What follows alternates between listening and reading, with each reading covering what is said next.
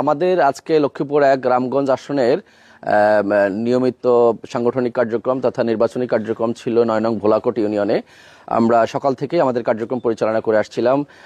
৩টি উঠান বৈঠক শেষ করার পরে আমরা চতুর্থ বৈঠকটি যখন করছিলাম সেই মজুমদার বাড়িতে, তো সেই মজুমদার বাড়িতে আমরা বৈঠক করছিলাম। শাহাবুদ্দিন নামে বিএনপিরই এক ভদ্রলোক সেখানে ছিলেন, আমাদের মিটিংয়ে তিনি উপস্থিত ছিলেন।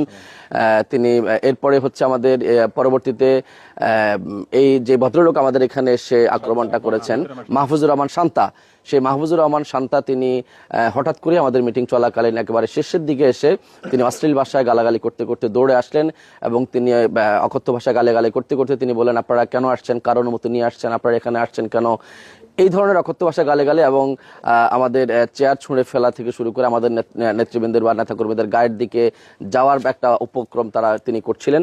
পরবর্তীতে স্থানীয় যে বিএনপি নেতা শাহাবুদ্দিন উনিও তাকে নিবৃত্ত করার জন্য চেষ্টা করেছেন।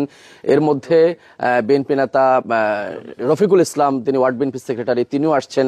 তিনি এসে ওই শান্তাকে, যিনি সাবেক নাকি ওয়ার্ড বিএনপি সভাপতি তিনি ছিলেন, সাবেক সভাপতি, তো তাকে ওই বিএনপির নেতাকর্মীরা সহ তাকে বুঝিয়ে পরবর্তীতে ঘটনা নিবৃত্ত করেন। আমরা আইন শৃঙ্খলা রক্ষাকারী বাহিনীকে জানিয়েছি, তারাও পরবর্তীতে এসছেন।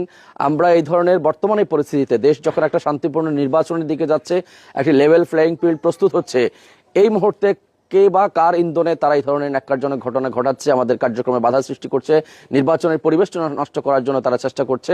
আমরা এই ধরনের কর্মকাণ্ডের তীব্র নিন্দা এবং প্রতিবাদ জানাই এবং এই ধরনের ঘটনায় তাকে যথাযথ কর্তৃপক্ষের দৃষ্টি আকর্ষণ করছি, তাকে যাতে এটা সুষ্ঠু তদন্ত সাপেক্ষে বিচারের আওতায় আনা হয়।